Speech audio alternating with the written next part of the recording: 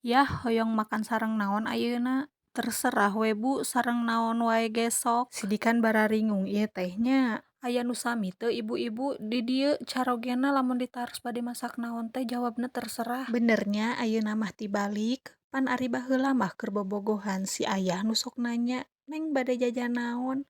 Abi sok ngajawab terserah. Ayeuna geus nikah, abi nu sok nanya, "Yah bade mam sareng naon?" Si ayah nu ngajawabna terserah. Bet jadi kebolak-baliknya bes. Nyatos we ieu teh masak anu saaya-aya dina kulkas ngabejek tahu kanggo bocil. Da ari jeung bejek tahu mah bocil teh emamna sok rada ageung. Sareng kan ayeuna mamasak teh kedah dua, nu lada kanggo abi sareng si ayah, anu teu lada kanggo bocil. Da si ayah mah emam teh kedah lada wae. Atanapi lamun masakna henteu nu lada nyaeta we kedah aya sambel. Ieu kanggo abi jeung si ayah mah masak deui daging kurban we. Padahal si ayah kamari teh geus nyarios ulah waka masak deui daging cenah nyarelap na gigi. Da bongana atuh ditaros teh bet terserah, nya entos we terserah abi. Ari terserah abi mah nya entos we saaya-aya anu dina kulkas, da meh henteu ngaluarkeun deui resiko. Leres teu ibu-ibu. Bumbuna ge saaya-aya deui, henteu ngangge cabe beureum. Da mahal keneh cabe beureumna oge.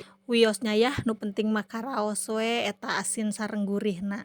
Tapi ketang da si ayah mah tara protes, erek enak rek henteu nya dituang we alhamdulillah. Sakitu ge nuhun cenah atos dipangmasakeun. Salah satu rejeki oge nya eta teh bes gaduh caroge henteu rudet kana emamna. Janten capek masak oge nya katarimakeun. Komo ningal emamna ageung mah meuni asa atoh teh nya.